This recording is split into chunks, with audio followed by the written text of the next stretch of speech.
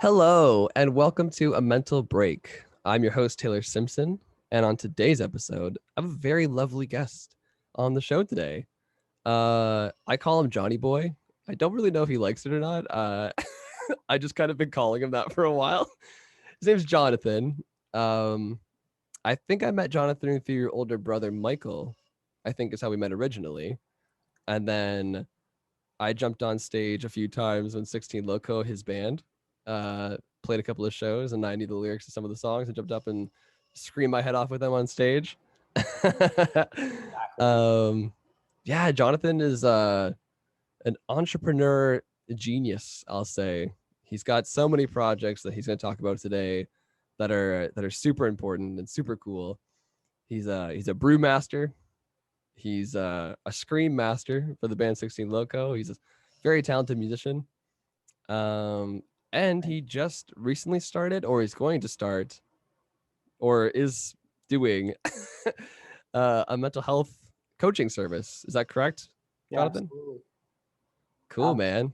So, anyways, yeah, Jonathan and I think we met a few years ago, and we've been kind of in and out of each other's lives ever since. And yeah, he just reached out, and we just caught up again because it's been a while since the whole panorama hit us. And yeah, I'm just really happy to have you on the show, Jonathan. So everybody, welcome, Jonathan. Jonathan, what's going on, man? take a bow. Wow, that was the best intro ever. Yeah, it's an honor and a pleasure to be here. Really excited. Just as I need to fact check it. Michael's my younger brother. Younger brother. I was around first. My apologies. My Ev- apologies. ah, it's fine. It's fine. Everything he learned is from. I'm kidding. It's from you. Yes, it gets passed down.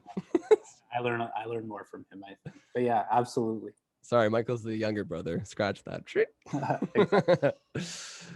Yeah, well, John, thank you so much for being on the show, buddy. I really appreciate it, and thanks for coming on and talking about your mental health today, man. We really appreciate Thanks it. for having me. I'm very excited. It's an honor. Absolutely, man. So I gave you a pretty big introduction. So I don't know if I left anything out. I mean, you corrected me on the first one, so that's good. No, no, that's the only thing I could correct on. You can't see because I'm sunburned, but I'm blushing severely. Oh man, yeah, for the the non-video viewers, Yeah, exactly. he's Sure. blushing. Well, anyways, so I'd like to start off the podcast with just getting to know the person, so the listeners, or just so the listeners get to know the person that I'm interviewing today. So Jonathan, just tell us a little bit about yourself, man. Yes, Who is Jonathan? the man behind the mask. Whoa. Yeah, right. COVID pun can finally use it. Oh, that was funny. I didn't really. Yeah, Right, that's right. good. That's I've good. been I've There's been layers sa- to that joke. so many layers. I've been saving that one, so I'm glad I could use that one today. Hell yeah. Yeah. So my name is Jonathan. I'm a retired, which is weird because I'm 27, but I'm a retired child and youth worker. I did that for a long time. I worked primarily with young adults who had autism and with young children who had experienced trauma. And I had one job that kind of brought me to another experience where I ended up working in coaching and marketing. And then when COVID started, I lost a lot of my side hustles, which didn't help my very expensive habit of living in Toronto.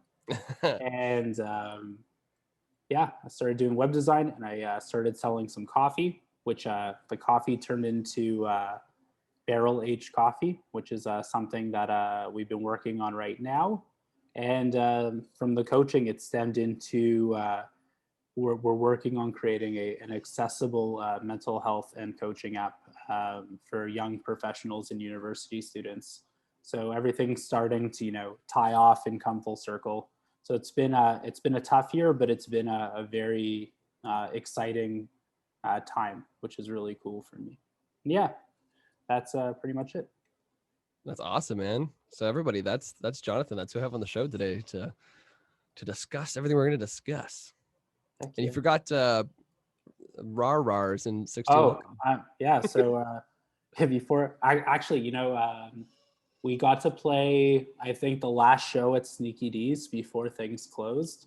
And I remember Yeah. usually, with Loco, when there's a decent crowd, I would generally jump off stage and, get everybody all riled up. And I remember right before COVID, uh, I was about to jump off, and then I said, um, everyone, you can have your distance. We can stay socially distanced. I'm so sorry.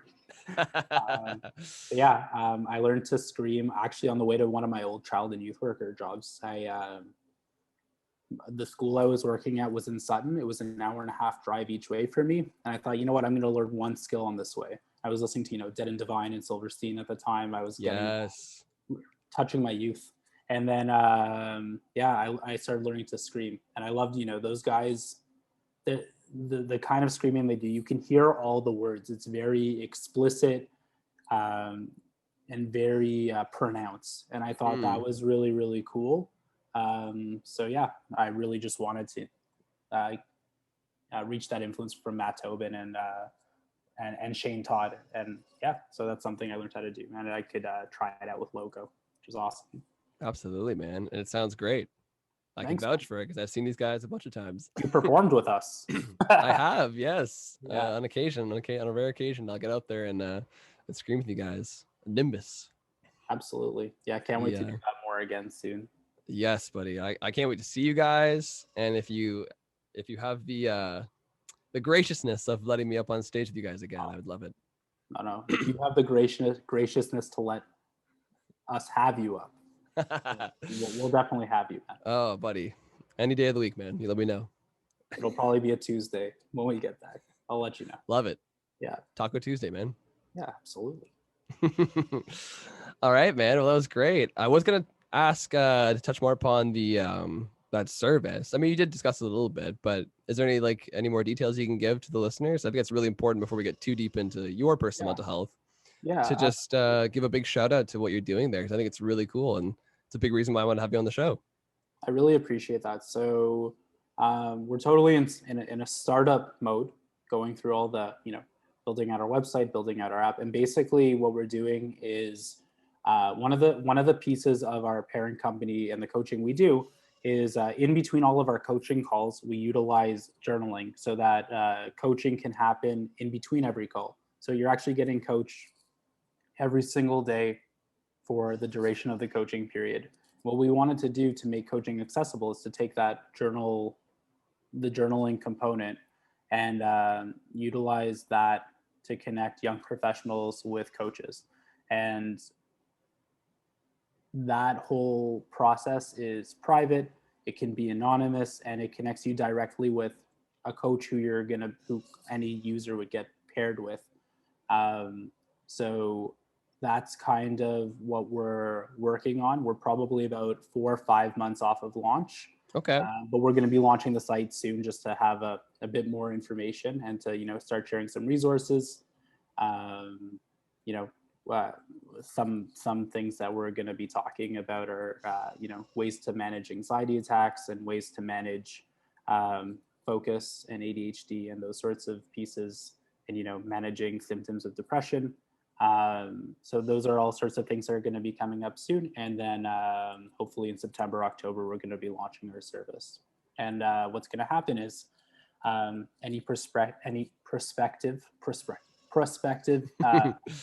user would sign up. They'd get a matching call with a certified coach Cool. who has some experience in social work as well.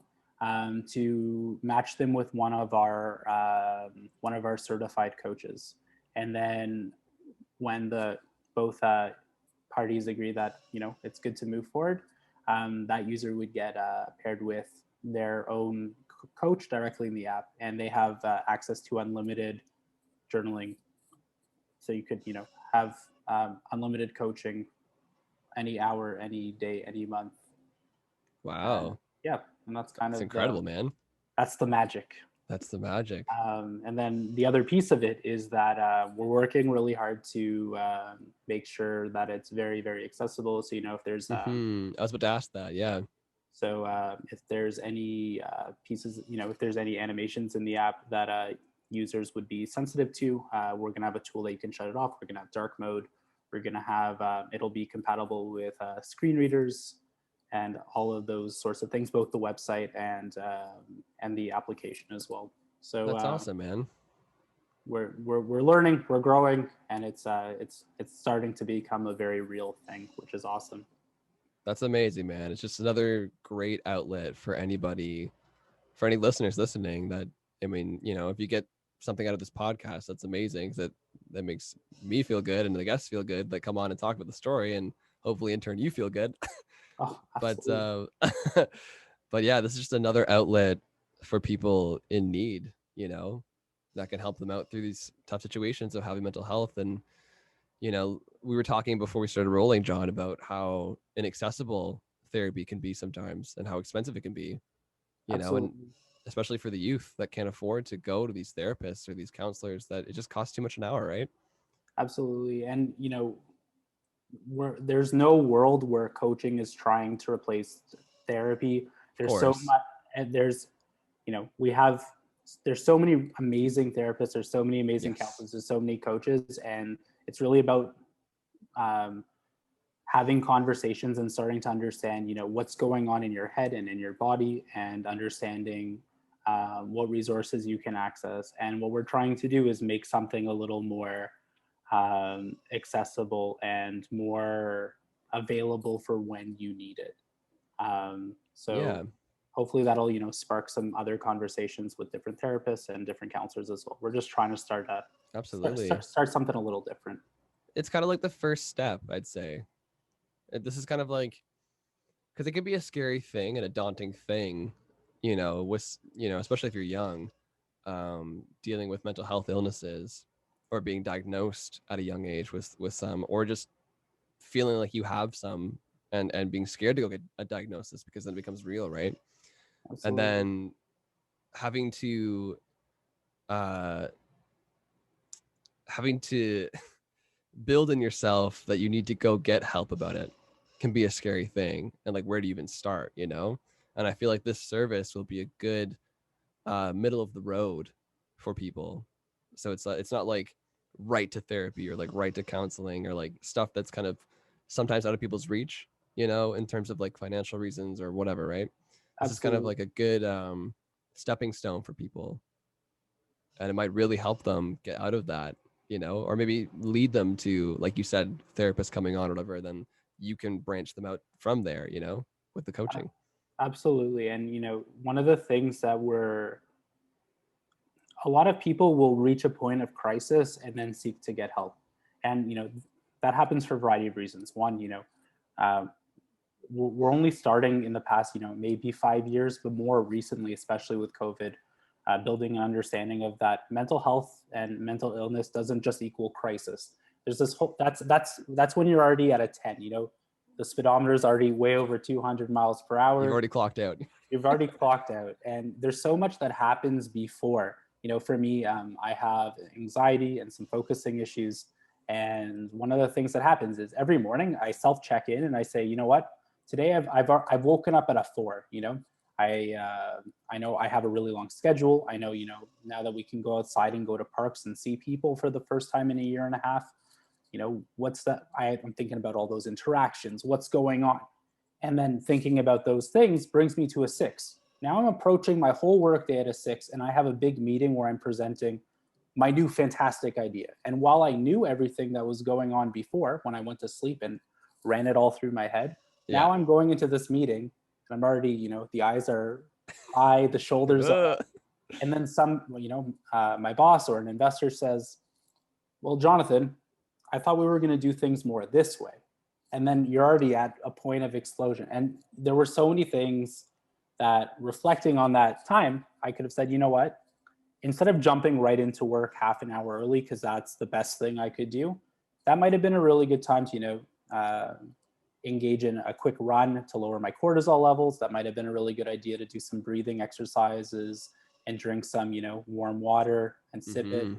Mm-hmm. And, having that sort of gray area piece where you're not in crisis, but there are things that are going on, is kind of where I think people are really starting to have more and more conversations now, which I think is absolutely fantastic. Yeah, for sure. It's like stopping the crisis before it happens. Absolutely. And it's great that there are resources that are there for when crises are happening. It's great that there are some resources for when it's not, but there should be a lot more resources. Yes, I hope soon there are hundreds of me's and you's just talking about this stuff all day, every day, because I think so many people need to hear it. absolutely, man. And like we were talking like off camera before we started rolling. Like this is just a small part that we can do to give back, right? And I just feel like you said, if more people start doing this, it becomes more accessible to a lot more people, Absolutely, you know. And it's a ripple effect. that's what I hope happens, man. One, it's like a snowball effect, you know. Like it starts off as a small snowball that rolls down the hill and gets bigger and bigger and bigger, and soon enough you got an avalanche. It's a I hope horrible so, metaphor, but that's but a very positive avalanche, the yes, it's best kind of full of avalanche. rainbows and cotton candy. Yeah, yeah, exactly. No crushing snow, just rainbows, cotton candy, maybe like a sprinkle of lavender. Yes, exactly. Love it. Absolutely. Love it.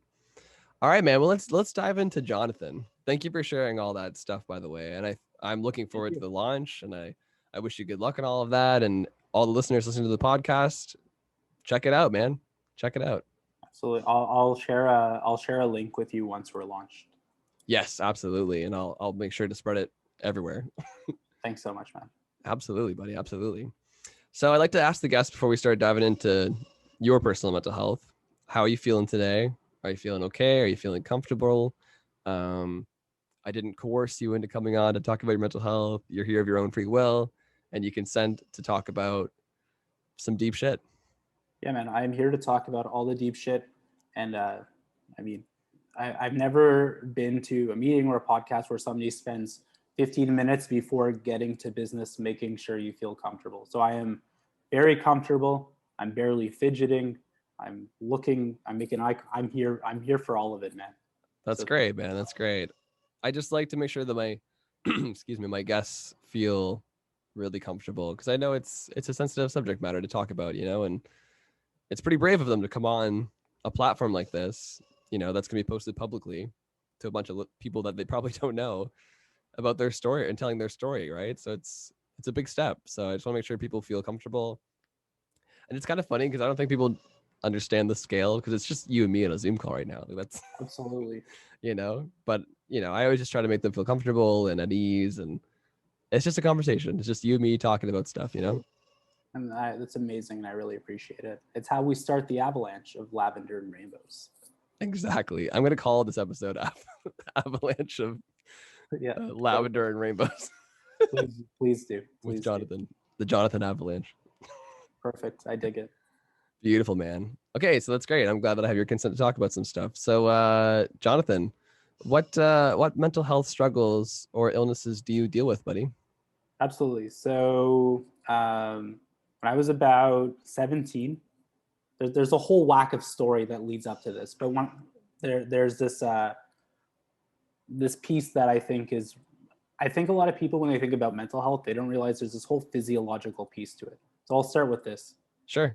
Um, so when I was about 17, maybe a bit younger, I started feeling really hot all the time, and not hot like, oh yeah, I'm gonna take off my sweatshirt, like burning. I used to feel this under my skin. I thought there was fire underneath. Now, this was serious, you know.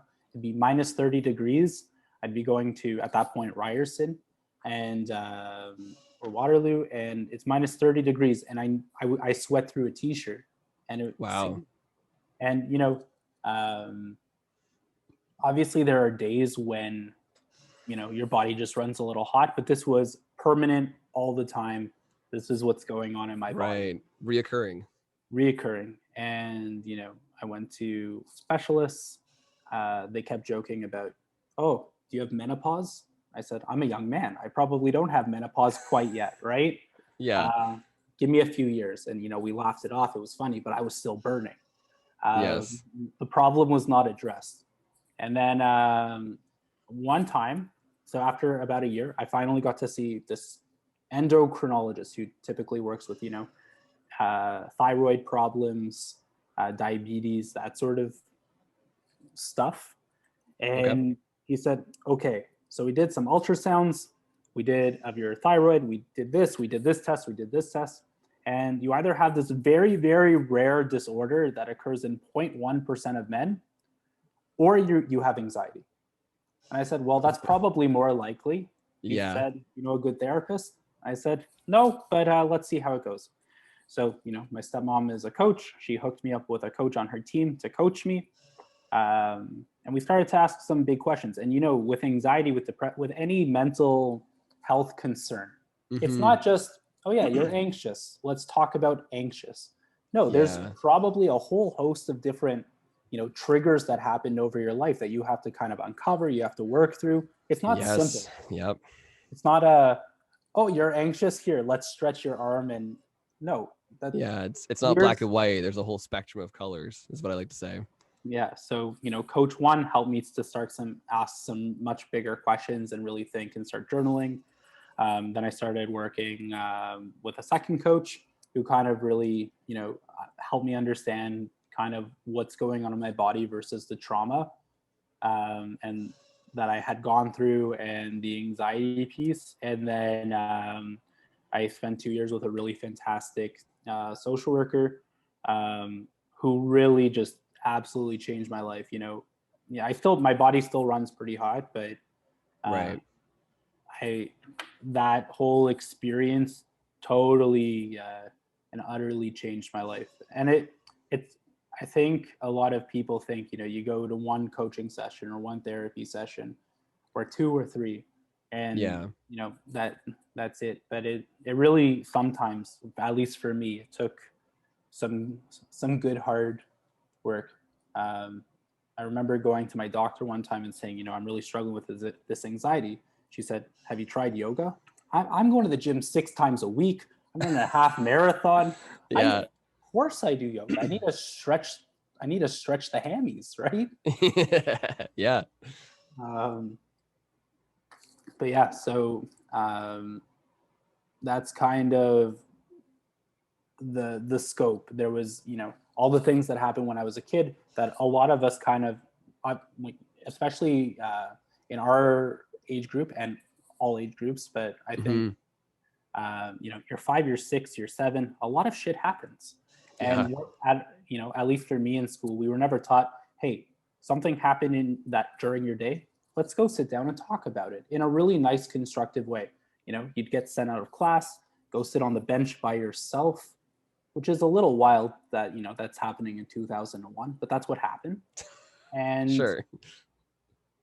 you know, and nobody thought to ask the question, whoa, Jonathan, these behaviors are happening around the same time as your parents' divorce. I wonder what the Mm, connection could be, you know? right.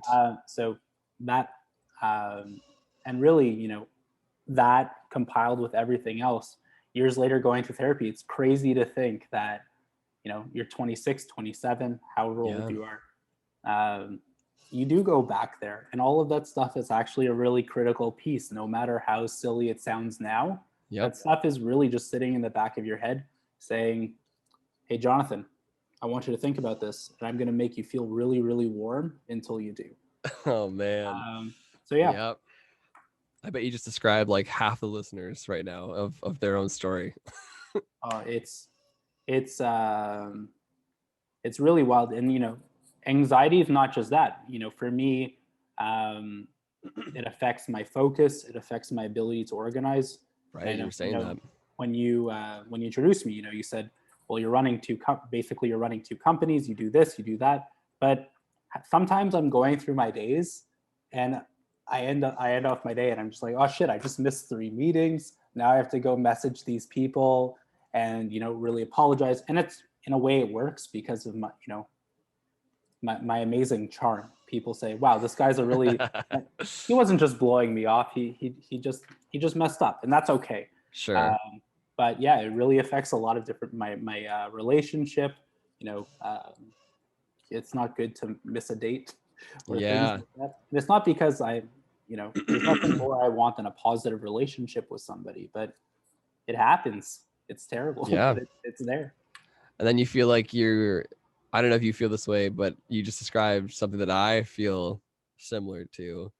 Is that like you have all these things going on and it's like you're trying your best to focus on each individual thing that's going on in your day or whatever projects you got going on or whatever, and you miss something. And you just said the whole charm thing. Do you feel like you ever have to like overexert yourself to the point to make sure that your ass is covered in terms of missing things? Oh, it's wild.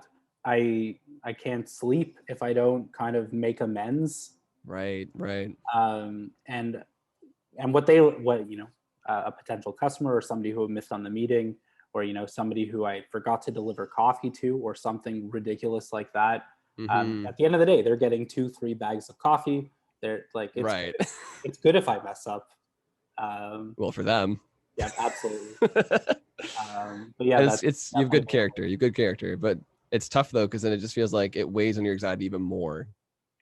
yeah, absolutely. So is that is something similar to what you experience?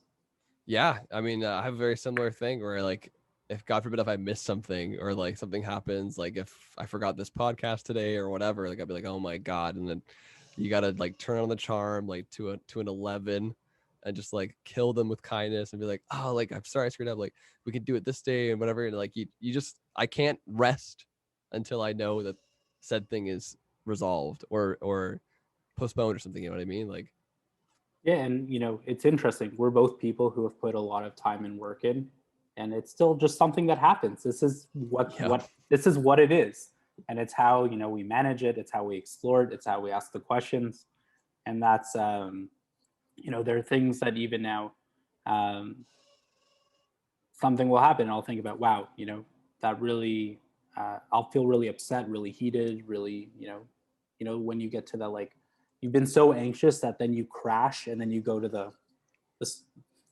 the scrunchy eye. You know what I mean? yes, yeah, yeah. You're like, You're kind of you're angry, you're anxious, you're burnt out. So you're playing Apex Legends, but it doesn't help. That kind of thing. yeah, Uh, looking for an outlet. yeah, and then you wake up the next morning, you're like, oh yeah, it's that thing that happened 6 years ago. It's bothering me It's today. creeping up again. I'm gonna go run on the track and think about that with my scowly face for a bit. Yeah, man. So, Jonathan, have you ever been diagnosed with anything, like by a professional or a counselor or a therapist or anything like that? Absolutely. So when I was younger, I had gone to quite a few therapists. They were not necessarily a perfect match for me. The Sure, person who I did find who was a match for me was a master's of social work who wouldn't diagnose. That's not their thing. sure. She did say what I my struggle would be very consistent with an anxiety disorder, a generalized anxiety disorder. Okay. Um, but I really built up a really good relationship with her as a therapist, and we worked together for 2 years.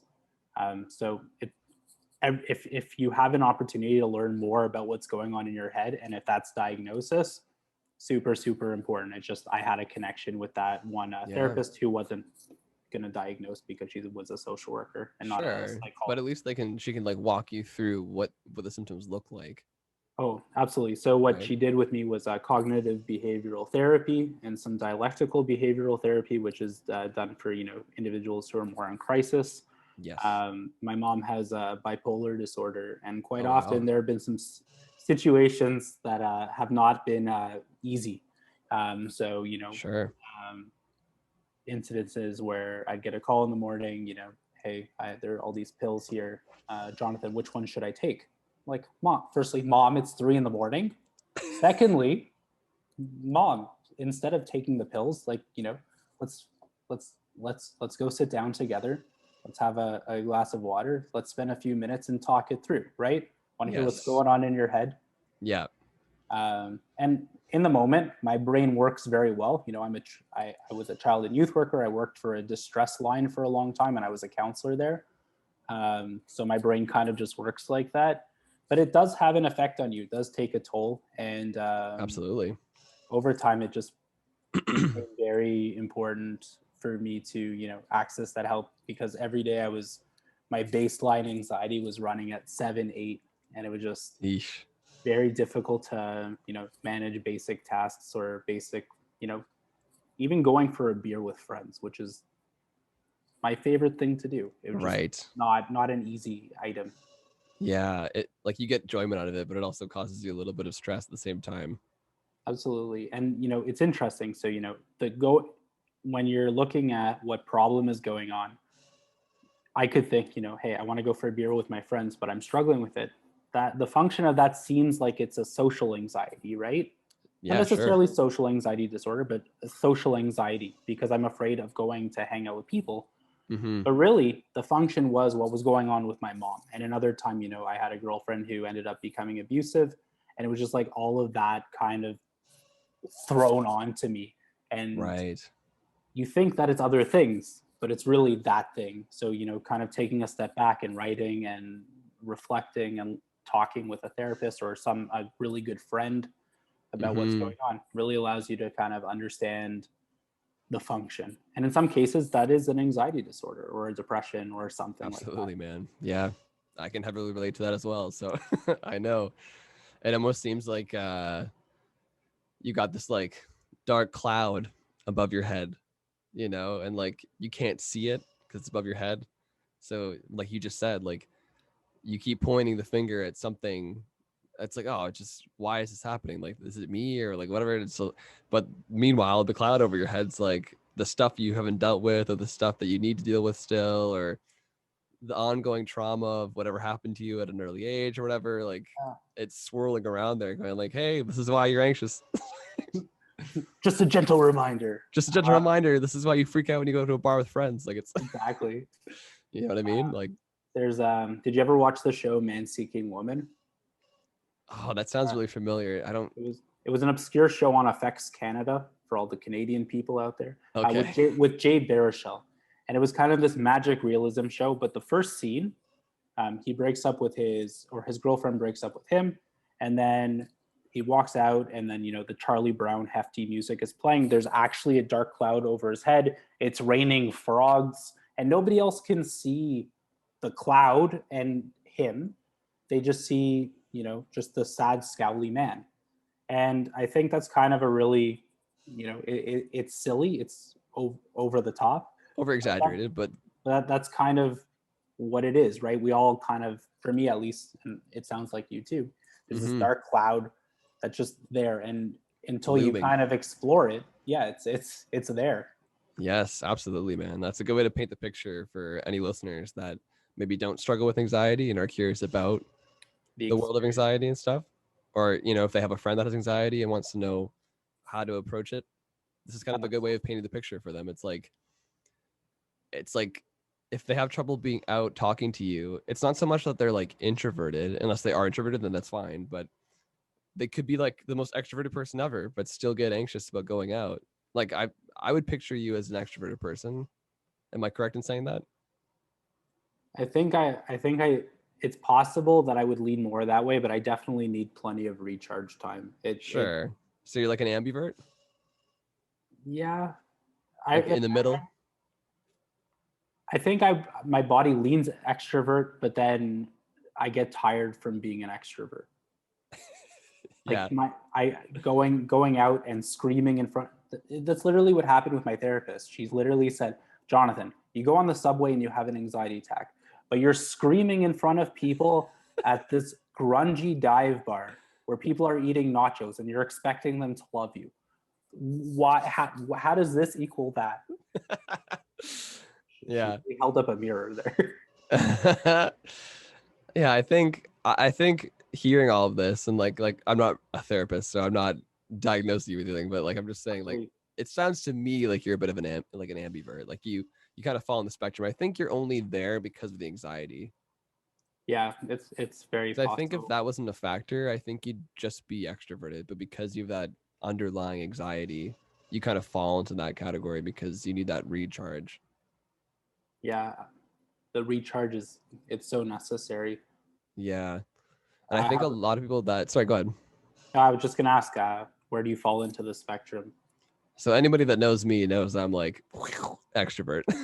Yeah, absolutely. Like fully, like I love talking to people. I mean, so this podcast has been great for me, but selfishly.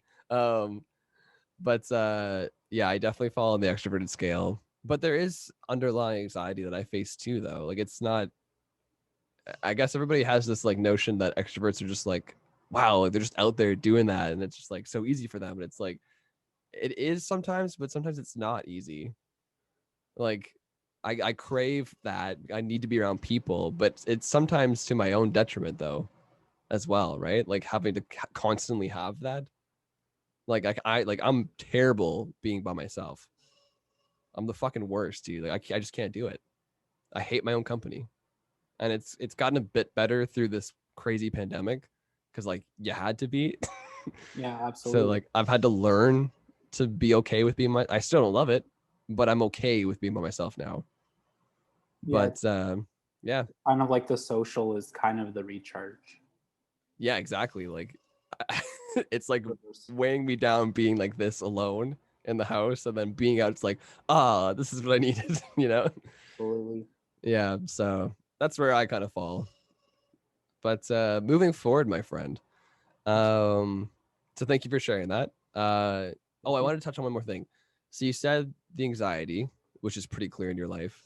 Yeah. But you also said a focus thing. So is that some sort of ADHD maybe, or have So you explored that at all? I'm just starting to explore that now. So Right.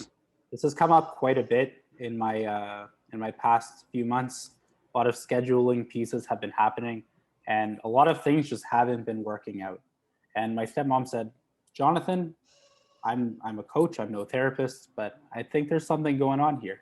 And Mm-hmm. um, I have a friend who's almost a psychiatrist, but he's deciding that he wants to try his hand at being an ADHD coach. Wow. Okay. So he's kind of got that medical professional background. He worked in, psychiatry wards in Israel, which is really cool, and in Wow. the States. And now he's going to work with me. So I'm very excited about it. That's incredible, man. I've known him since I was 12, and it's been really cool seeing him go through the years and like build up his wisdom and his ridiculous intelligence. Sure. So he said, "Hey, I need in exchange for a testimonial. Can I work with you? Like, how many sessions we talking?" Said 5. I'm like, all right, let's explore.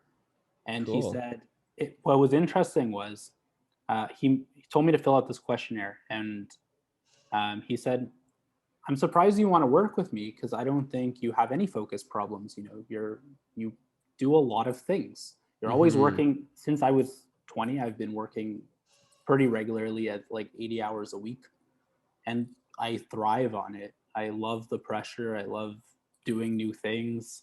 Um, but when he saw my questionnaire and I wrote, I struggle to schedule, I struggle to keep organized, I struggle to remember where things are placed, and it eats up a lot of my time.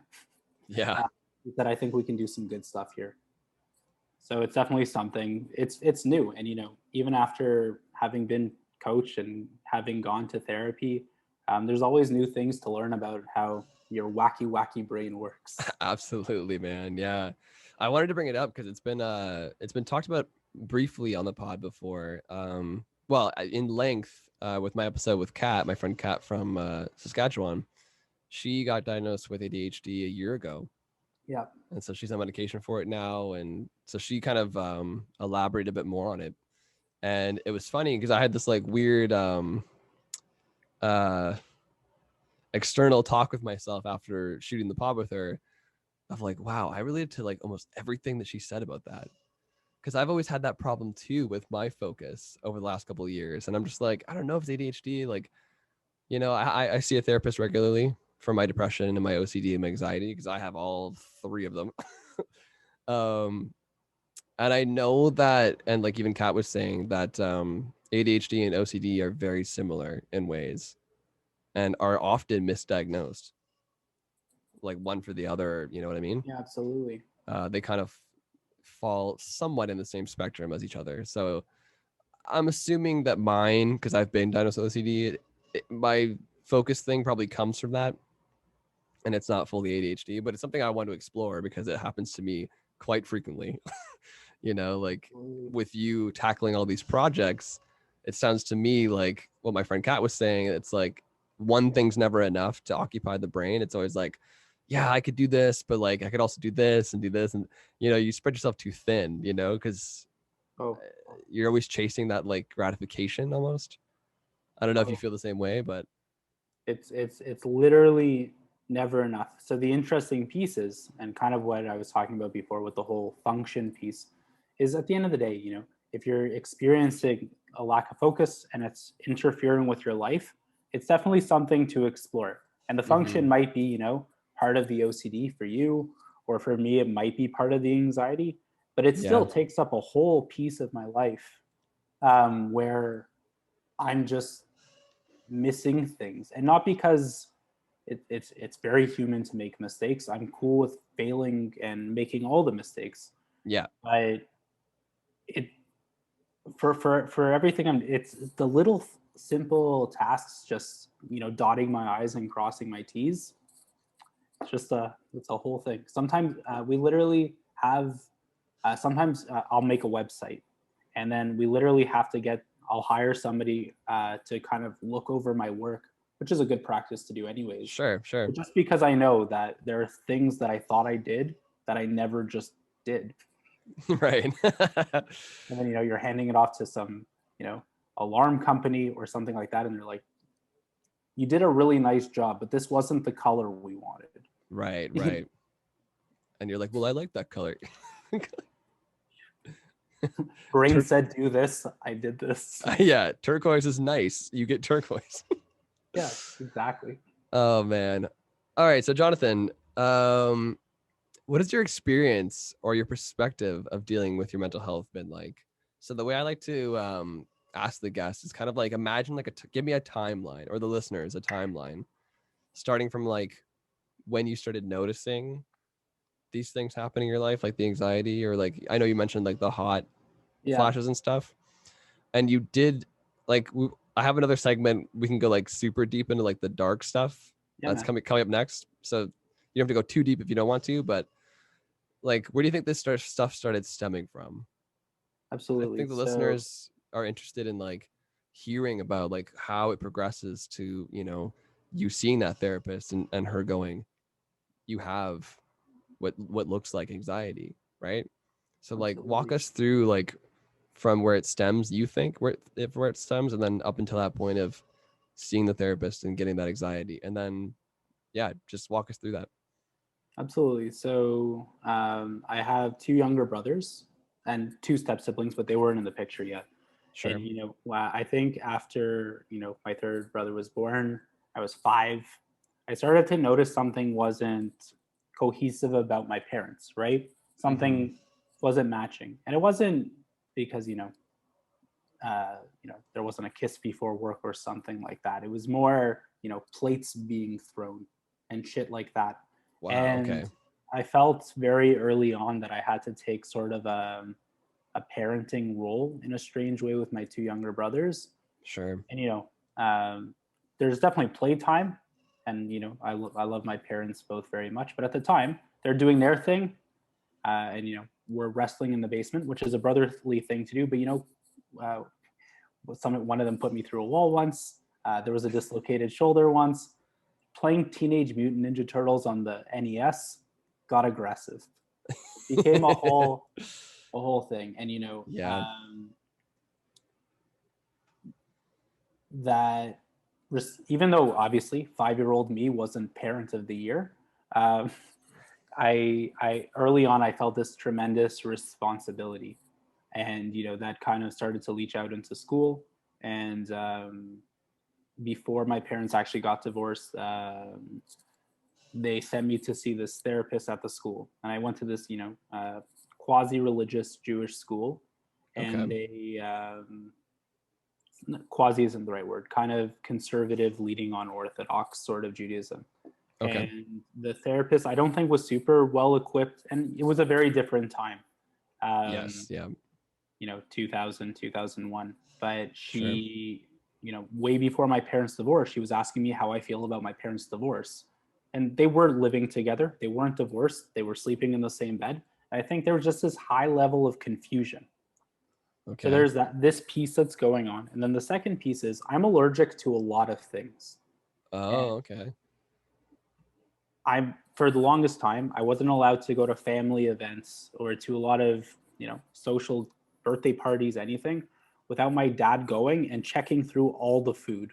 And, he would tell me, you can eat this, you can eat this, you can eat this. And I had this like crazy fanny pack with EpiPens and Whoa. Benadryl. And, I was a pharmacy. So there's this, looming death from peanuts and salmon. And, being a Jew and being allergic to lox and schmear is a terrifying hard. thing. Yeah. You go to synagogue and everyone's just going to town on gefilte fish because we went to kind of a really traditional synagogue. Right. And you're surrounded. It's like a video game. You're surrounded by bogeys on all sides. Wow, that's crazy, man. Yeah. And so there's kind of this, younger picture. My parents get divorced. My mom is kind of starting to, there was definitely something that triggered for her that kind of, spiraled out to what we know 15 years later is bipolar disorder.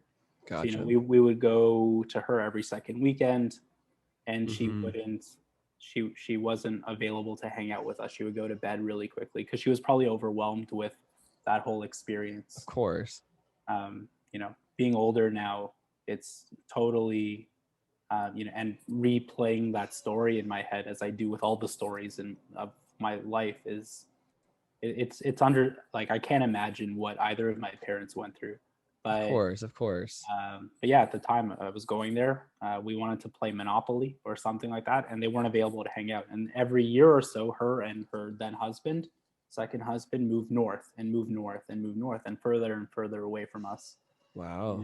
And this was going on for a long time. And during that time too, we would, friends hang out on the weekends, and at the Jewish school I was at, schools from 8 till 4, and then you go home and do a lot of homework because there's double curriculum, and you have to do 4 Hebrew subjects and 4 general studies. It's a whole thing.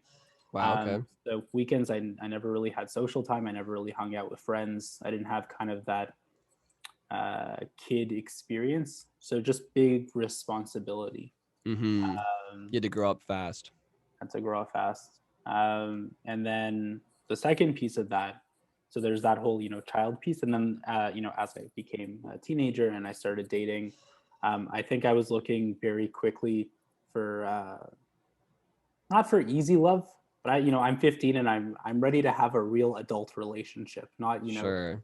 I'm looking for, like, not romance. I'm looking for love. And that's a wild thing to look for when you're 15, right? You're that young. Yeah. I'm looking for somebody who I can see a future with because, I had a lot of commitment. Yeah. And quite often it would never, obviously, I feel sorry in a way for for all those people I was, trying to have that relationship with. But, yeah. It just wouldn't pan out. And I would always get really frustrated. And, it built up this whole, what am I worth? Can I really have love? And 15-year-old me started listening to a lot of Silverstein and getting really dark. I started, exploring my dad's liquor cabinet. I started exploring, ways to be a bit more rebellious. I never really did, I have asthma, so smoking never really happened for me because it, joint in probably one a good thing. Yeah, right. Joint in one hand, puffer in the other hand just didn't add up to me. But double fisting. Exactly. But at the same time, I was 16, 17 and already working a heck of a lot. So it was kind of a big mesh of these things. And then that sort of leads into what I was talking about before, where I started to feel really hot all the time. Right.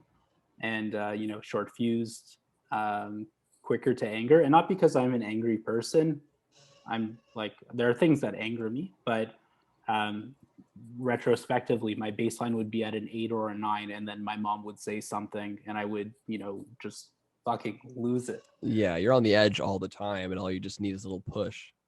Absolutely. And, eventually I was working with some very, interesting young adults who had a lot of, violent behaviors. And I'm a really good youth worker. I really miss the work. But I don't think I was taking care of myself properly after that work either. And it does get, there are things that are tough to, like if an individual you're working with is having a meltdown, you're driving, There's some safety pieces to it. Yep. So not taking care of myself and all that, just one thing after another, it kind of became time to get help. Yeah, man. Yeah. It builds up over time, and it collects and collects and collects until you can't ignore the issue anymore. Yeah. And then the sort of catalyst was I was dating this one person, and first person I had moved in with, Oh we yeah. had we had the life that I had always wanted, right? Yeah. The love where you have the relationship, you're moving in together, Right. you're both kind of stable in terms of your working condition. You're able to if you want to go on a trip and actually take a week's vacation, it's doable. Right. And that situation became a little bit abusive, and I had to leave. And I went through a crazy bender. It was wild. There was one night I Crazy. worked two. As I mentioned, I'm very responsible. But there was one night I was kicked out of a nightclub for wearing two sombreros. Two sombreros. Yeah. So just to illustrate kind of Wow. where it got to. I need to know more about that story off camera. You gotta tell me that. No, no, everything's on the table there. Um. So yeah, the relationship, uh, the abuse, was it physical or emotional abuse or both? It did get a little physical. A lot more. I think they were struggling with. I think they were kind of exploring their own high baseline and kind of. And I was working 90 hours a week at that time, or 80 hours a week, and it was. I can imagine, being my partner wouldn't have been easy. But yeah, just that there gets a point where that's not how you treat somebody. I was gonna say you can't blame yourself for that, man. Yeah. No.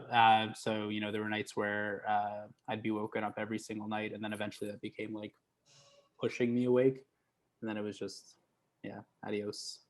Yeah, that's tough, man. Yeah. Tough situation to be in. But well, thank you for sharing that, man. Um, I mean, I guess it's a good place to go into my next segment because this is where shit gets real. Is that Uh, what is that the name of the segment? so the name of this segment is called The Real Reels. Okay. So welcome to The Real Reels. Thanks for having me. I started this segment about 4 podcasts ago, and it just kind of been a continual thing that I've done in terms of structure of the flow of the conversation. So I'm just keeping it for now, and if listeners get tired of it, I'll change it up. But anyways, welcome to The Real Reels. Thanks for having me.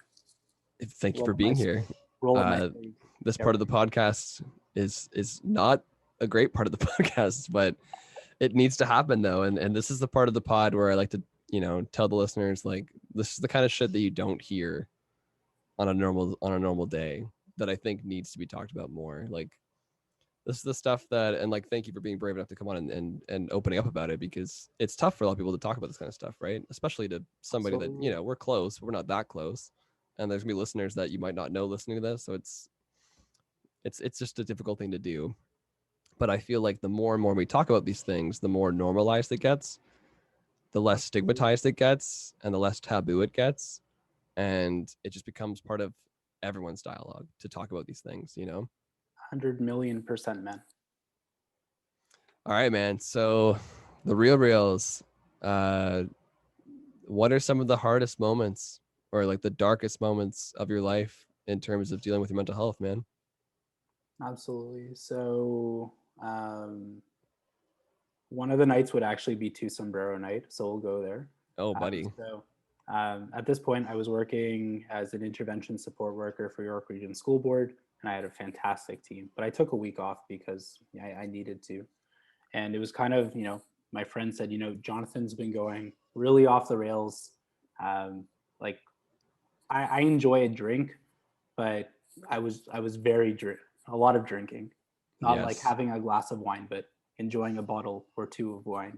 Or 3. Yeah. I mean, it is Wednesday, right? Yep.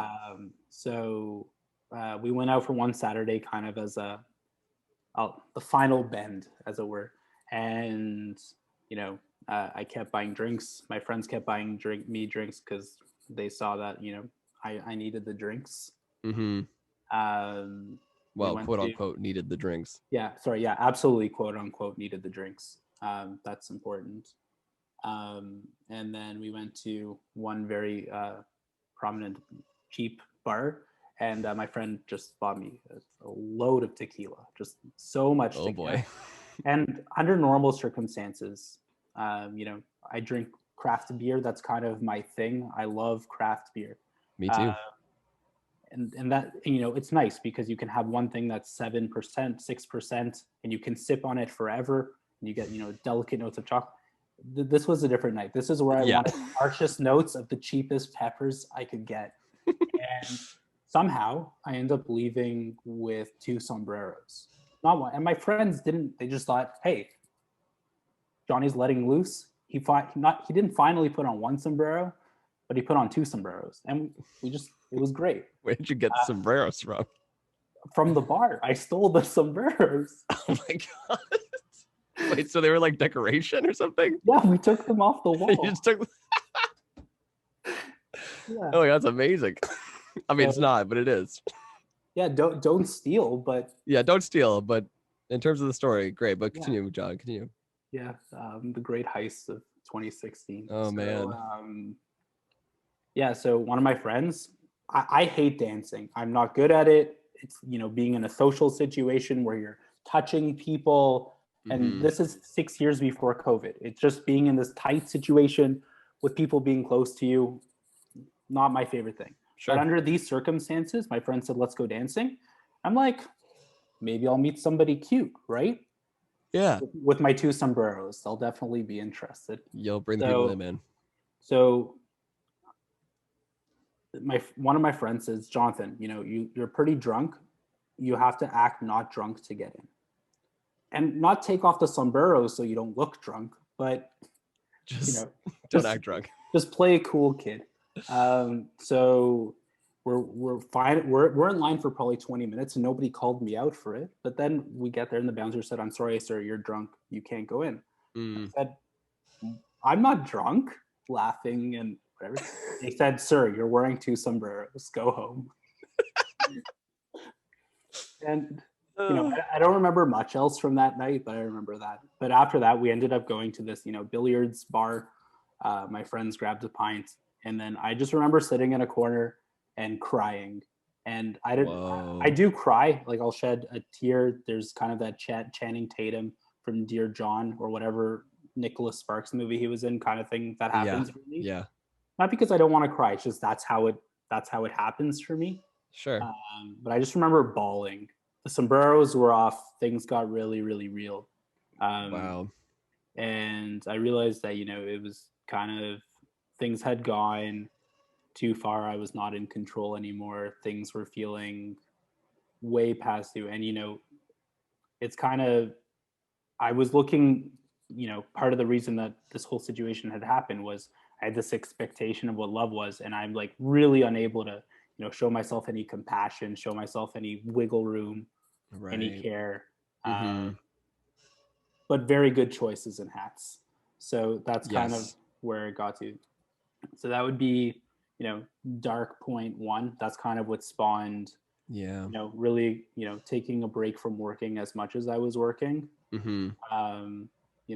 Work for a local school after that, try something a bit different. I moved back home for a bit before moving back out and having my own space to live by myself and explore that, which ended up being fantastic. And I went to therapy, and that's the social worker who I was mentioning before, who really helped me explore how to actually have a relationship again, because sex was ruined for me, conversations were ruined for me, going on dates were ruined for me. Because you're Wow. sitting there, you're going to Snakes and Lattes, and you're playing, Settlers of Catan. Yep. You know where that's going to lead you. That's a night of romance if you're playing Catan, right? Absolutely. But yeah, it's just like unable to perform, unable to, like, it was gone, all of it. Wow. And that was just absolutely terrible. It made all of that kind of even more of a nightmare, because every time you'd go to have sex and like have a romantic evening, all I'm thinking is, this person's gonna hurt me. And that's yeah. Go into that whole like anxiety thinking cycle where you're like, am I good enough? Am I not good enough? Is this person good enough for me? what if I can't do this? What if I can't be that? And it's, Right. yeah. So uh, there's that whole, clusterfuck of stuff that happened. And then on Sure. the other side, my mom, in exploring her, my mom, very lucky to have, an apartment. Um, and then she ended up moving with um, somebody who turned out to be a really, really, real dick of a man. And Uh-oh. and my mom ended up giving up her apartment, and he ended up being a dick, and my mom needed to leave. So this happened last year, and she needed a place to live, so she took my apartment where I was living, because it was COVID. I had the only place that she could live by herself, and it was before vaccines and all that. Right. And I had to move back in with my dad and my stepmom, and we worked together. Mm-hmm. Uh, and it was just way too much, I can having imagine. all the calls, trying to figure out, her place of living. And at the time, I'm doing coffee delivery every second week. I'm trying to build a business. Trying to build 3 websites for clients, and not small Yeah. websites, like big projects. And I'm trying to, build the journal that talks back the mental health project. I'm trying to do the marketing work that I'm supposed to be doing, trying to have a relationship with my girlfriend, trying to do all these things. And it's just like, again, just totally broke. I didn't go so much to the heavy drinking. I did. It was heavy drinking, Sure. 100%, but it Yeah. wasn't sombreros level of drinking. And I stopped working out. I stopped, taking care of myself again. And Right. yeah, just so angry. Just, and it kind of was more, instead of going to the heightened level of anxiety, it was just burnout. Right. um, yeah, kind of got pretty low again. Did it feel like you were depressed? Yeah, I would say honestly, that was the first time I've ever felt anything that would have been described as depression. Like Right. I remember, I have a degree in child and youth counseling. Mm-hmm. You sit in classes learning about what anxiety is and what depression is and what so on and so forth. And I remember hearing anxiety, thinking, wow, that high strungedness is, there's, check, check, check, check, check on every single thing that they're talking about. I remember Right. when we went to depression, I remember, that's not me. I'm just, I'm on the opposite end of this, uh, chemical balance. Sure. And Sure.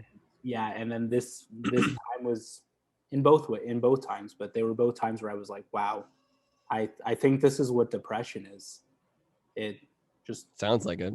yeah, it was absolutely terrible. And at least this time I kind of had a lot of the supports I needed.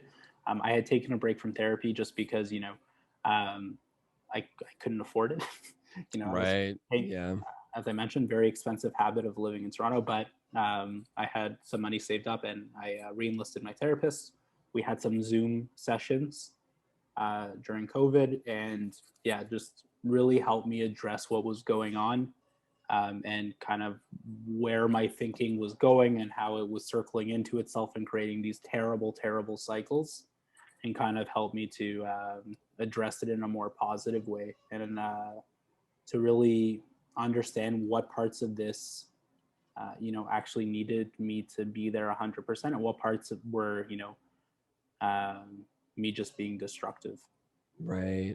Yeah, Damn, man. Well, thank you for sharing those moments absolutely. with us. It's a lot to go through, but I'm glad you came out the other side of it. It sounds like you've identified what was going on and have worked your way through it, or are trying to work your way through it at least. Yeah, like it's a pro.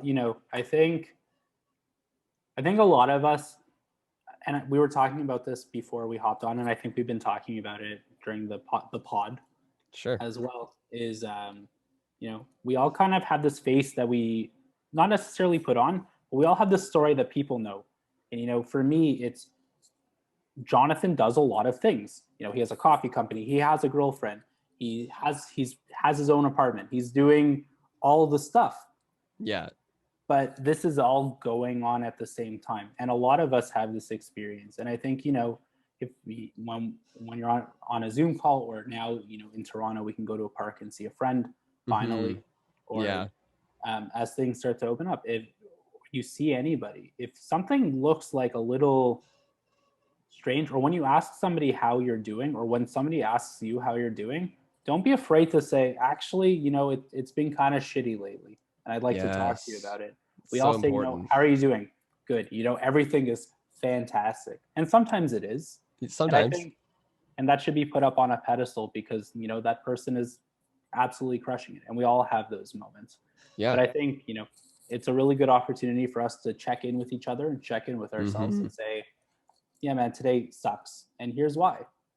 Yep. And whether, you're on the listening end of that or the talking end of it, it's a really good opportunity to explore a friend's feelings and your own feelings. Absolutely, man. Couldn't agree more. And I feel like it should be done more these days too. So I appreciate you bringing that up about just saying like how you really are. I feel like that's definitely something that should be normalized between all friend groups and all people in conversation, depending on who it is. Like just be honest, Yeah. And I think at the beginning, just like with any change, if somebody says, say, hey, how's it going? And somebody says, well, actually, I feel like shit. I think initially there's this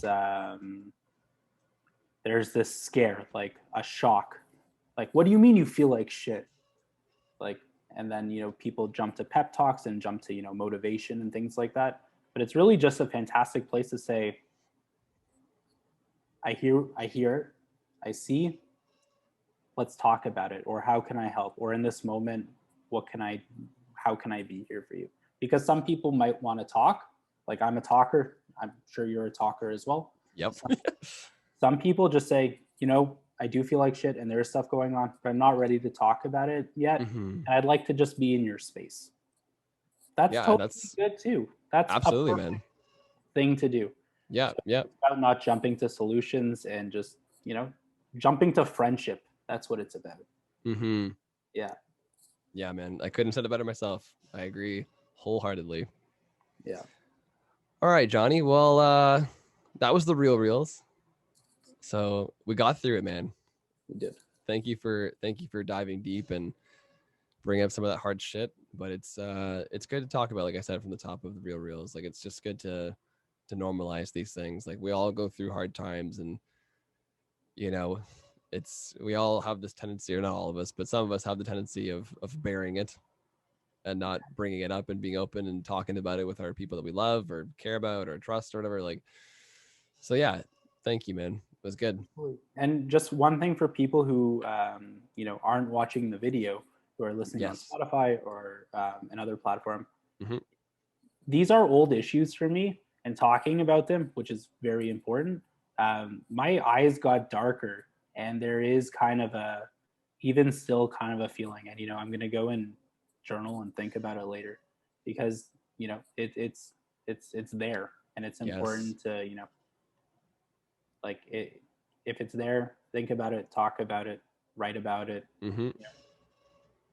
Absolutely. Yeah, absolutely, man. Like talk to somebody about it. Get out of you onto a piece of paper, into a friend's ear or a counselor's ear, a therapist's ear, or just Yeah. get it out of you. Yeah. In whatever way makes more sense to you. Yeah, absolutely. If you need the support, it's there in a friend, it's there in a therapist, it's there in a coach, it's there in a counselor, it's there online, it's there in so many different ways. It's here in Jonathan and I right now on the pod.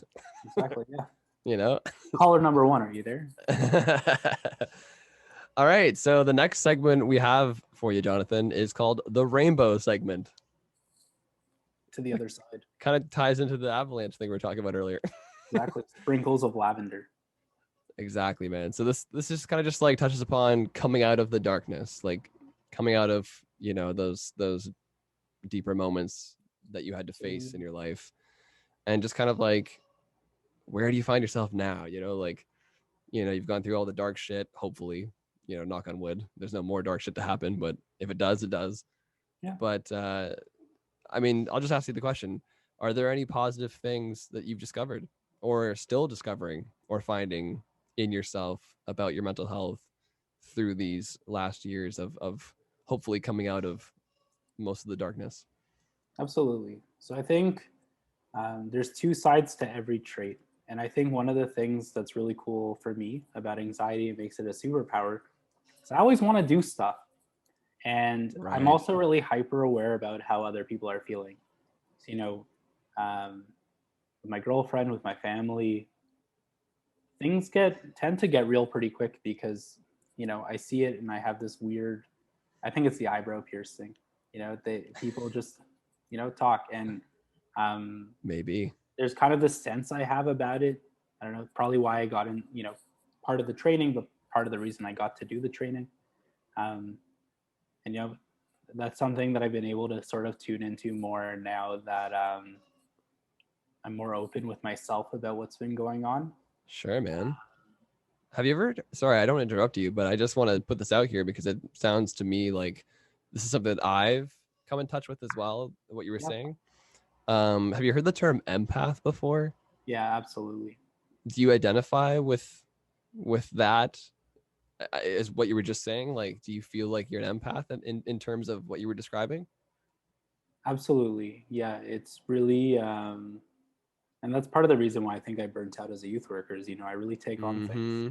Yeah, I've been told I'm an empath by a medium, someone that like talks to the dead and stuff. Yeah. I didn't get a read, so I don't want to hijack No, your please. segment here, but I just want to touch upon the empath It's thing our because I think segment. it's yes, thank you, it's our segment, but no, it's really your segment. People have heard enough from me. I can shut the fuck up, but I just want to touch upon this. I think it's super important because I I'm still discovering what it's like to be this empath, because at first I didn't believe it, right? Mhm. When she first told me, I was like, whatever, you're just a hack. Like, like I don't believe what you're saying. I was super skeptical about it at first, right? But then that stuck with me though. Like it was in my brain. And then the more and more I started applying what she was saying to what was happening in my life, I was like, oh my fucking God, she's right. I am an empath. Because everything lined up, in Absolutely. terms of like caring so much in me, more than normal.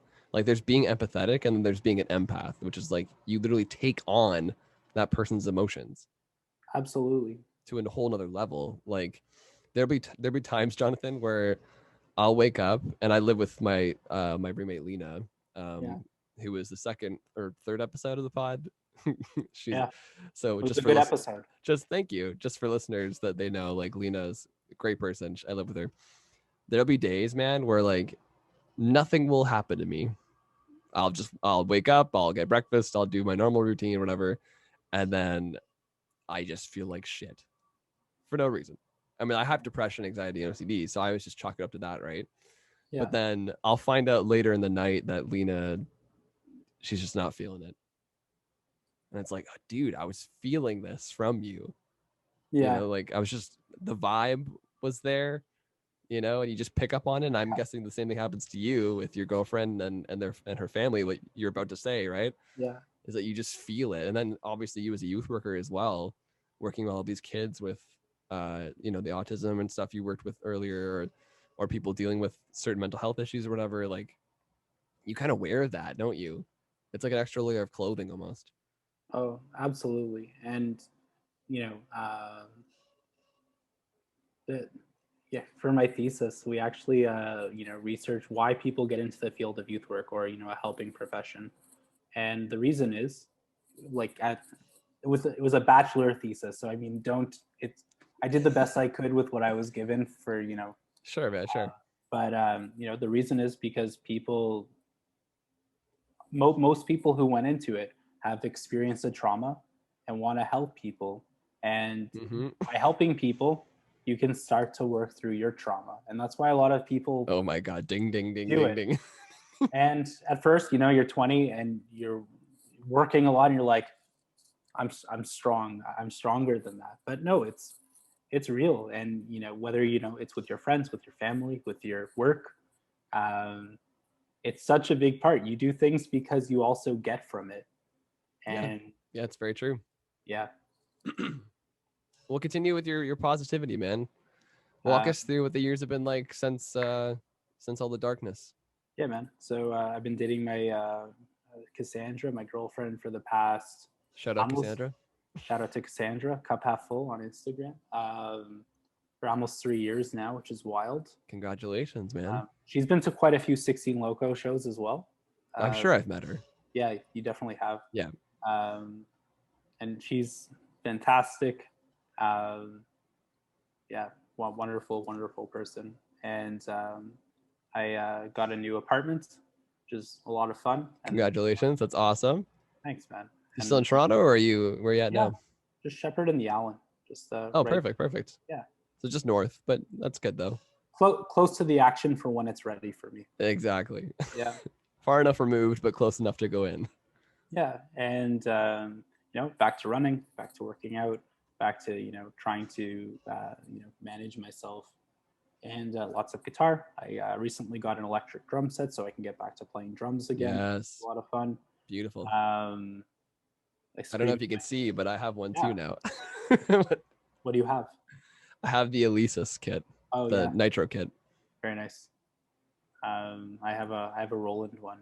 Oof, nice. Changed my life, man. I can imagine it would.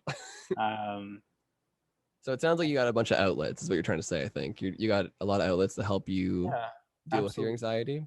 Yeah, so having working on the barrel aged coffee, working on Mm, the journal that talks back, and then all my other random side hustles. It's good to have both of those things because it's important for me to do diverse work and try new things and explore new parts of my brain. It's a big part of me, but absolutely. it's also critical that one, I have fun while I'm doing it, and two, I take care of myself. Like I'm the first person to in the middle of my workday lie down on the couch and think about the things that I'm trying to think about while I'm in a meeting thinking about other things, or Thinking of fun, um, thinking of fun, thinking. yeah, exactly. Or just take 20 minutes to, instead of just making an instant coffee during the day. I have my AeroPress, I have my French press, I have my pour over. The 5 minutes it takes you to make that coffee is 5 minutes that you're disconnecting yourself from a screen, and you're able to just literally wake up and smell the coffee. And There you go, man. yeah, it's been really impactful for me to just take those extra few seconds to do the things. I'm sure that's what my ADHD coach is going to explore with me too. Instead of just jumping Right. through things, which is 100% my gut, whether it's because I want to do well at everything and get it done really fast, or if it's Mm-hmm. just an executive functioning problem. Right. um, I go too fast. So I'm sure part of what he'll do is work with me to help slow down and treat Slow down a all little bit. things like smelling coffee. Yes. Yeah, It's like the Zombieland rule. Enjoy all the little things. exactly. Exactly, I man. can't remember what rule that is. Number 11, I think. You know your stuff. I'll get scolded in the comments though if that's Yeah, not right absolutely. though. Yeah, So I'm gonna retract that. It's yeah. just one of the I don't remember the number. It's just one of the Don't rules. listen to him. Slap the like button. Come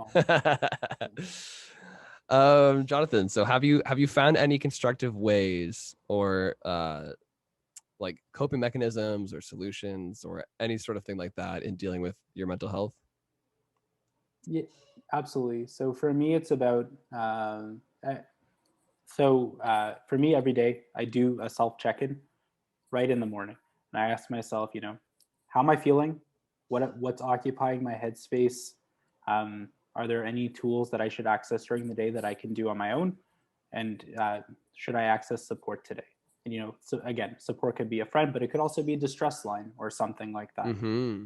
Um, and every single day I ask myself that. So often for That's me great. now, it's been running and just making sure I have mindless. Sorry, there's the sun is in my beard at the perfect angle, and I'm I like, love it. It's great. I've been staring at it the whole time. I know, I'm sure. Um, but yeah, it's really for me. It's been exploring running more. I ran every year. I try and run a half marathon. For Wow, that's a amazing. couple years ago, I did the Scotiabank, and a couple years ago, I hurt my knee again and had to take Ah, 1 year off. But then last year, I did it for Movember. This year, we're gonna do it again as well. So I'm hell yeah, man. That's getting awesome. getting ready and getting back into strong running shape, which I'm And excited. exercise is so important in dealing with mental health, man. Like it's It's one of those things that like kind of goes untalked about because it's supposed to be, I guess, a common sense thing, but like I It's feel like it just needs to be talked about a bit more because it's like so important.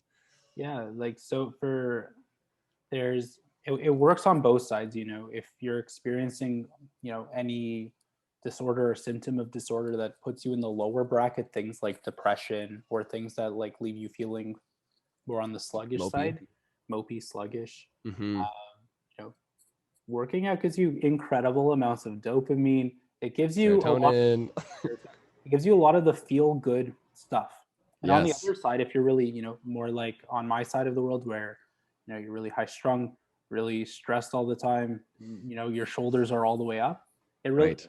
That's because of like cortisol, because of a lot of other things that are going on in your brain. And working out releases those things and regulates them. So, Mm-hmm. you know, I'm far from a personal trainer, and I'm far from, you know, um, like a workout fanatic, but Sure. it's honestly, anyone who knows me, before COVID, I was going to the gym 6 times a week. And now having that, you know, I have a track behind my house so I don't injure my knee while I'm running. And it really just, it makes all the difference in the world, in my mood, in my feeling, and just how I approach the day. You know, when you know my mom calls me to complain about, I don't know, the 5G or something like that, I'm ready to have a conversation. I'm not ready to, you know, Yeah, yell. you're cool, calm, and collected. Yeah, I'm ready, and being and that's something that's really important to me, just to be Mm-hmm. ready and feel good while I'm doing it. Are So, you still seeing a therapist, Jonathan? so I'm starting this coaching now, Coaching, yes, of course. with an old friend who is a trained psychiatrist. But Yeah. I'm definitely going to circle back with my other therapist after too. I like having kind of my person that I go to. Yes, the Um, go-to person. yeah, and then I like trying new things as well, because you know Sure. every counselor or therapist is going to have a different Approach. approach to, and that really allows me to open myself up and try new things. So, you know, it's it's if you tell your therapist, hey, I really appreciate the work we're doing, but I'd also love to learn more about this, and I found somebody who can really help me with it. Your therapist or your coach or your counselor is going to be the first person to say, wow, that's really amazing that you're going to Yeah, do that. please do that. uh, so yeah, so that'll be this coming up step to sort of explore, you know, how my anxiety and how my focus play into each other, which Mm-hmm. will, you know, help me in my work and my relationships, which I'm excited about. Absolutely, man. But yeah, who who That's who kn- great. who knows what tools I'll access next? I mean, hey, the first step is just doing it, Absolutely. right? And just see what happens. Like go in with an open mind and whatever happens, happens kind of thing, right? Yeah, and you know, when I mentioned I used to work for Toronto Distress Center as a distress counselor, and a lot of people see that word distress and they think, okay, yeah, I'm, you know, I'm not in that super dark place. You know, I'm not thinking about suicide. I'm not Yes. self-harming. I'm not in that place that's really dark. Like those crisis moments you were talking about earlier Yeah, in the pod. absolutely. But I But want to call and nevertheless, check in with somebody because that's preventative to crisis. And exactly. Yeah. I've done that. I have like I've called in before. I have a lot of friends who've called in. I had a lot of people who were talking to me while I was working there, saying, "Hey, like I'm okay. No need for the risk assessment or anything like that." Literally verbatim, that's what they said. I just wanted to call in and talk today about bulgogi. I'm like, I'll talk about bulgogi. Sure. But let's talk Let's bulgogi. talk. Yeah, and Oh, that's somebody great, called to man. talk to me about ragtime. I'm like, I like ragtime. What's Yeah. up? So yeah, Sometimes that's all you need, yeah, right? Just a little check in. absolutely, And I'm a absolutely. big believer in what you've been saying about like preventing the crisis before it happens. Because I feel like once you get to that crisis moment, there's so much work that needs to be done to get you out of it because Yeah, you've already hit that moment. And like that's going to cause more trauma, right? It's not saying that you can't get out of it. I'm just saying it creates a bigger uphill battle for you to get out of. Whereas if you see the signs beforehand, which is obviously tough, and it's not easy for anyone to see them, obviously. yeah, But any listeners listening to the pod, if you feel like something out of the ordinary is happening to you, or you feel uncomfortable about certain things, or anything that Jonathan and I have talked about today is in terms of anxiety or focus, or if you notice any of these signs in you, and you're on the edge, now's the time to talk before you get pushed off the edge. Absolutely. Absolutely. One of the things about crisis is, let's say, in a totally separate example, let's say there's an event that happens, and then some there I don't even know, there's some a criminal mastermind broke in because they wanted, I don't know, to steal a cat or something like that. It's a great scenario. And they left because they weren't interested in getting into a fight or anything like that, but now the cat is surrounded by glass from the break-in. The cat is all anxious and scared, but the cat is also surrounded by glass, and that's more intense, right? And the Mm-hmm. police who are going there to help, or the cat rescuer who's going in to help, has to deal with the glass before they can deal with the cat's emotional state. And when we're Very in true. crisis, we can help. We can remove that glass. We can remove all the behavioral components that exists. And there's so many people who are amazing at that work. Mm-hmm. But there's a lot of work after that, or that you can do before that, to kind of work on your emotional state so it doesn't get to that place. It was a weird example, and I don't know. Stop the break in before it Yeah, happens. stop the break-in before it happens. I just got Hey my man, that's a great metaphor. I yeah, mean, now that you finished your thought, I was like, I could see where he's going with this now. I got my vaccine a couple days ago, and I've been kind of in that lethargy, um, wonky brain sort of mode. So yeah, sorry if that was a terrible. Foggy brain. That's okay. Yeah, We all understood. perfect. Thanks so much. Amazing, man. Well, those are some great ways to get. Oh, I wanted to ask one more thing. In terms of the question, Yeah. um, was medication or is medication, or has it ever been an option for you, or will it ever be an option for you? Absolutely. So it's not off the table for me. Last when I was really in a really tough spot, that's when I had gone to that doctor who said, "Have you tried yoga?" And Mm-hmm. um, so that's when I kind of went to explore therapy. And therapy by itself was really good for me at that time. Um, there, you know, there is definitely a time and a place for medication. It's not something that's right for me at this time. Sure. Um, but I have a lot of friends who utilize antidepressants or anxiolytic medication, Mm-hmm. and it's so fantastic to see people who were really really struggling to just get through a day have success and excitement. Like Yeah. it's really really amazing.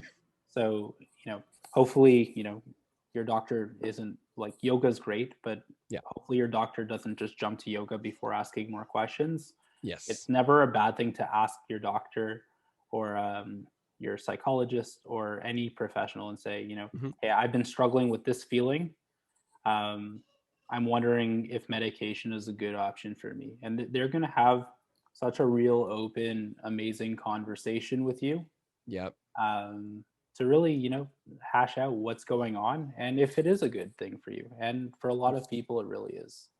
Yeah, it just helps manage the symptoms. I mean, I don't know if you know, John, but I was on antidepressants and a trial medication for OCD, and I can't remember what anxiety medication I was on, but I was on 3 different medications when I was 13, because that's when I got diagnosed with all of Yeah. those illnesses. Um, and if it wasn't for that quick diagnosis I got when I was 13 and getting on medication, because it was severe, Yeah. like it was really bad. And if I didn't get on medication when I did, I don't think I would be here right now. That's Like that's and that's how crucial it is, right? And then I eventually leaned off of them, and like I didn't need them anymore. Uh, I mean, there were some years there where I probably could use them still, but yeah. that's besides the point. And I'm even thinking about maybe revisiting it now. I'm in a much better place this year, but Yeah. last year we talked off camera. For me, it was a very difficult fucking year. Yeah. Something I haven't had to face in a while. So it brought up the questions like, ugh, maybe I should get back on medication again because it's getting to a point where I can't handle it on my own, or therapy's not enough. Yeah. Absolutely. And so I just wanted to ask you the question because it's another coping mechanism, if you will, or a It, solution to deal with the symptoms of, in your case, anxiety and your ADHD. Because I know there's medication you can get for ADHD that helps you focus a little bit better. yeah. Absolutely. It's all about. I think if there's one thing to take away from any of the conversation, something that's reinforced for me from our conversation today is, if you have a question, ask the question. If you Yeah. think, and don't say, "Hey Google, Oh are God, no. antidepressants right for me?" I mean, you can look up some information about antidepressants, Sure. but go talk to a doctor, go talk to a professional, go talk also to a friend, go talk to Yep. anybody who has the best vision of you and your health and your well-being in mind, and say, "Hey, I've been really struggling with depression. Are antidepressants right for me?" They are so skilled and ready for those questions all the time, and they will give you the best answer based on Absolutely. knowing you, knowing your body, knowing the kind of person you are, knowing your scenario, and they'll be so equipped to help. Yeah. Absolutely, man. All right, Jonathan. Well, I think that's a wrap on today's episode, man. So my final thing for you, just any final thoughts or feelings that you wanted to share with the listeners. It could be a message of hope. It could be a piece of advice in dealing with anxiety or the focus thing or anything. Doesn't matter. Like, any final thoughts you want to give out to the listeners listening to the pod? Yeah, absolutely. So one, this has been amazing, and I really appreciate the space and the time to chat. It's been really fantastic, Taylor. Thanks, The man. I think for me the best closing is is kind of what we were talking about earlier, is the when somebody says how are you, or when you ask how are you, be prepared to listen or tell a story and share what's really going on, because we ask that question all the time. And if the scenario were different, and you were sitting with a clinician and the clinician said how are you, you'd be ready with a A full laundry story, list. a laundry list of how everything might be really tough, or you might be really stressed about all these things. Hmm. Your friends, your parents, your family, your whoever you have in your life that is in your close circle, they're all ready for that and to be there for you. So yeah, when somebody says how are you, be ready to share. And if or share what you need. And if you ask somebody how are you, be okay to just take a step back and listen and be there to support. Hmm. I was gonna add that as well. Like, definitely reach out. I would just gonna piggyback on your last final thought Yeah, because I please. agree with everything you said. And we've talked about it on the pod as well. But like, thank you for driving that home because I feel like it's super important. Like we talked about, just to reach out, man, and be honest with people that you love in your life. Not even people that you like, just people that you're close Cool. with. Doesn't have to love, just a friend you haven't seen in a while. Be like, how are you doing? Be like, you know what? Honestly, man, like it's been a shit fucking year. Yeah, man. Absolutely. And like, don't feel ashamed to say that. Like, just be honest. And then if you ask the question back to that person, have the same respect and listen to their story as well. And even if you can't relate to them, just listen, because that's probably all they want you to do is just listen Yeah, and feel heard, you know? I had a professor in youth work school who literally said, if if all a therapist or a friend did was listen for 90% of the time, they would be better than 80% of therapists. Because so many people try and like try to fix problems, but if you're just sitting there and listen, ask questions about what they're going through, Hmm. you're doing God's work. There you go, man. Yeah. There you Absolutely. go. Well, Jonathan, thank you so much, man, for coming on the pod today. I really Yeah. appreciate it. Thank Thank you for you. sharing your story. Thank you for sharing your words of wisdom with the listeners and I really Yeah. appreciate it, man. Thank you for believing the podcast. I know you listened to a couple episodes before this, so thank you so much for checking Yeah. it out. And Yeah. It's thanks for being a fantastic. part of it, man. I really appreciate you coming on and sharing your story. Yeah, man. It's been absolutely fantastic. I really appreciate it. Thanks, dude. Before we go, any plugs you want to throw out there? Anything going on in your life that people should know about? Absolutely. So the journal that talks back, which is that accessible coaching for young professionals, is coming out. Sometime in January or October. We're going through the whole startup development Whoop whoop. right now, but very very soon there's going to be a link to be in the know, and we have a lot of content that's just important to read. Ways to crush an anxiety attack, ways to get through your day in a bunch of different scenarios. And we're excited to share that with everybody. So that'll be coming really, really soon. Going to share that link with Taylor. Yes. And yeah, I'm excited to see all of you on the other side. Absolutely. I'm excited to see what happens with this, man. I'm looking forward to it. And I can't wait to get the link, and I'll spread it so all the listeners, don't worry, you will see it. Amazing. Thank you so much. Absolutely, man. You want to shout out the coffee company or anything like that, or any music stuff you got going on? Absolutely. So also with the coffee, we're barrel aging coffee. It's called the Barrel Project. Woo! You can check out either barrel aged coffee or just non-barrel aged coffee at myindiecoffee.com. It's all ethically sourced organic coffee in Newmarket, and then we take some of that coffee and throw it in barrels, and it tastes different and good. Hell yeah. So yeah. And listen to 16 Loco. And listen to 16 Loco. We have an EP out from. They're an amazing band. And yeah, we yell at stuff. And I miss them. I miss them dearly. Yeah, we'll play some shows soon, man. It'll be great. Hell yeah, man. Can't wait. Yeah, man. All right, buddy. Where can people find you, man? If they wanna reach out to you and give their, I don't know, condolences, or not condolences, but like if they just want to say, hey, how you doing? Yeah, so you can follow me on Instagram at Jonathan_A_Friedman, because there are a lot of Jonathan Friedmans, and the initial proved to be necessary. It One more time, at Jonathan _A_Friedman, Friedman.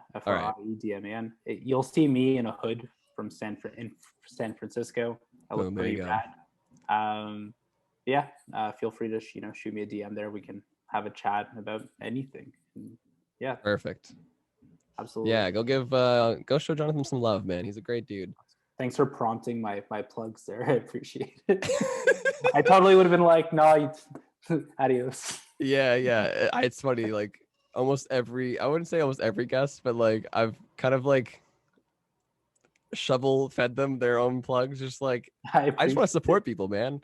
Yeah, the fog brain was real, but I appreciate it. It's okay, man. I'm here to help, man. I'm here to help the listeners find you and support what you're doing, because I believe in what you do, and I think they'll believe what you do too. So thanks so much, Taylor. I really appreciate it. Absolutely, man. You've been a great host. Oh, thank you. I try. Amazing. Anyways, thanks again, Jonathan. Really appreciate you being on the show, man. Go check him out. He said all the stuff. You know where to go. Thank you guys so much for listening out there, listeners or viewers on YouTube. If you watch the video, hi. Thank you for viewing. We really appreciate it. Subscribe to the channel so you can keep up with all the new episodes of the podcast coming out. If you're listening to the audio version, please follow it on Spotify or podcasts or wherever you listen to your podcasts. Give it a follow. Give it a review, because that really helps the algorithm, apparently. Give it a like. Share it to your friends. If you have somebody that has mental health illnesses or whatever that could get something out of these conversations, just share the pod to them. Be like, hey, give it a listen. It really helps me out. It helps the guests out. It helps all of us out. Build this beautiful community that I'm trying to build with this podcast. So I really appreciate it, and the guests really appreciate it. We love you guys. So yeah, my final words of the pod are always take a deep breath. It's gonna be okay. Drink some water. Maybe do some meditation or yoga. Get some exercise. I'm sure Jonathan could back that up. Absolutely. And thank you guys so much for listening. Stay tuned for another episode of A Mental Break. All right, guys. Bye.